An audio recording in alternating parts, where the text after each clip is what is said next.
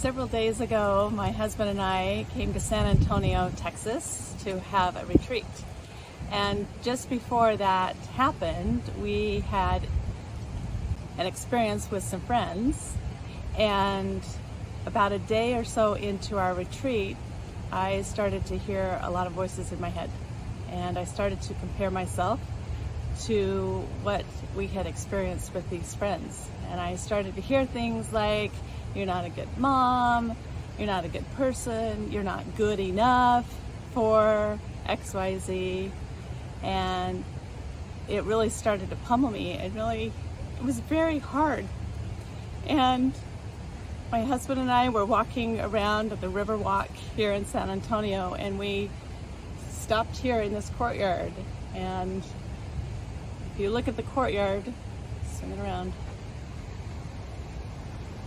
it's not a real place of beauty. Like, there's not really much to be excited about in this courtyard. There's some construction going on. And when we reached this point in the walk, I just had to sit down and just really face and feel what was going on inside of me. Get a better grab of what this looks like.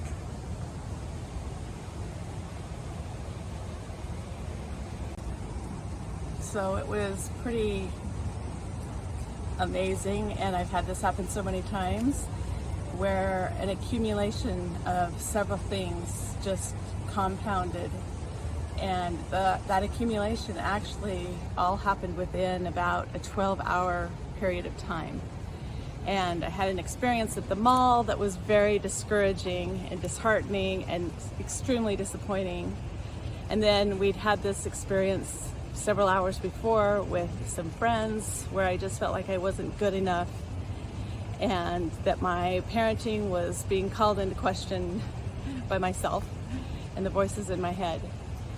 And so we sat down in this courtyard, and I just allowed all of those emotions to flow out of me. And there were people going by, and I was crying, and I just felt it. And I remember thinking, like, okay, it makes sense because I've had several really hard things happen in the last 12 hours.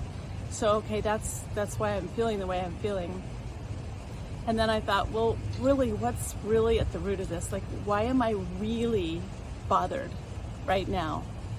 We're on this retreat. I want to have a great time. I want to forget all of my worries and concerns and just regroup. So what's really going on? And what came to me was the deep beliefs that were trying to get inside of me about me and my motherhood and the relationship with my children. And that is what I was really concerned about, and really believed that I wasn't doing good enough. And the ability to be emotionally resilient during that time was pretty remarkable in helping me to face and to feel and to move through the emotions that I was feeling, and to recognize where it really came from and what the story really was that it was in my head. So I was feeling some very deep regret as I thought about the old mom that I had been in the early years of our children's lives, when I didn't know what I know now about being emotionally resilient and not attaching my value to what happened or didn't happen.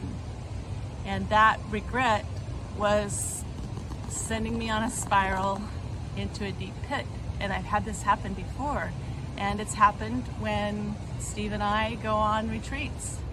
And so I could see that the same pattern was going to show its ugly head and continue. So even though I'm an emotional resilience life coach and have been for almost 10 years, there are times when I really feel the depth of discouragement, anger, frustration, disappointment, and I get to practice what I preach. And this week was no different for me than it is for anybody that I help to become emotionally resilient.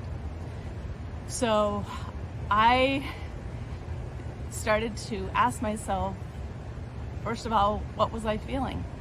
And what was I really facing?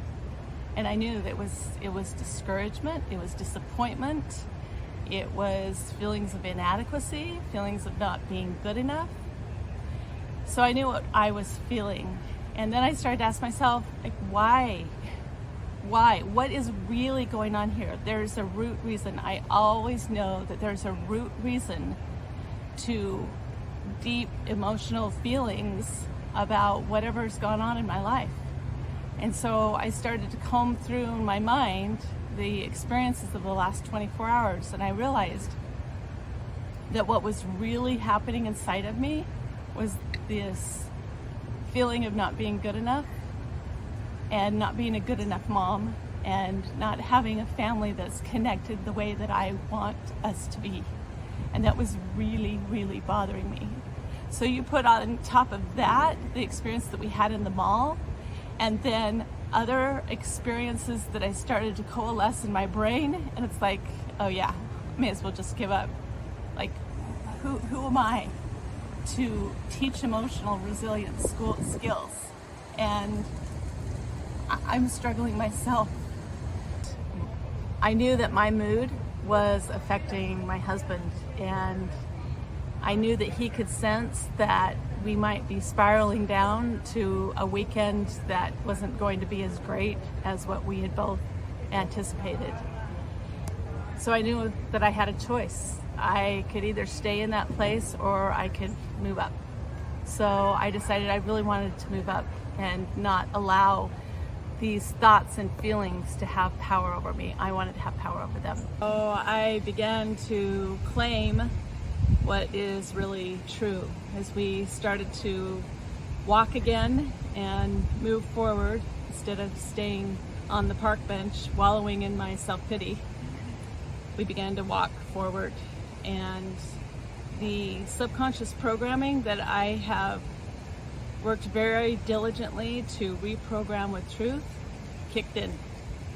And I started to think about what's really true about me and my value and my ability to make changes and my ability to move forward.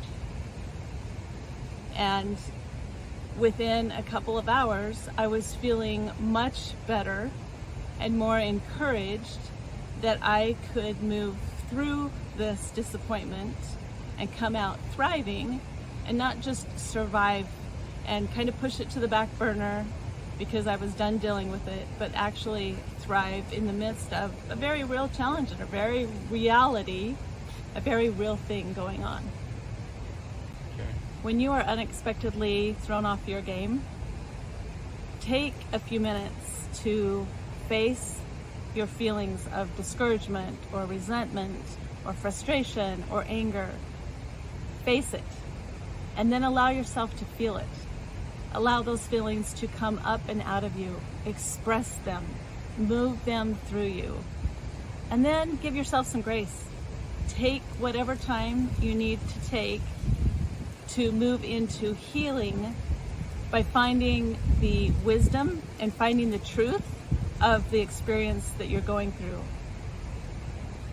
If you will face it, feel it, and move into healing it, your ability to thrive and not just survive in the face of challenges will be amplified. Once you have allowed the thoughts and feelings to move through you, protect your space. Remember the truth about who you really are. Stand in that truth and move forward. You will be able to move through whatever your challenges are at a much quicker rate. Face it, feel it, heal it. It matters. Let's thrive during our challenges, not just survive. Book a free call at CoachMandy-Marie.com. Talk to you soon.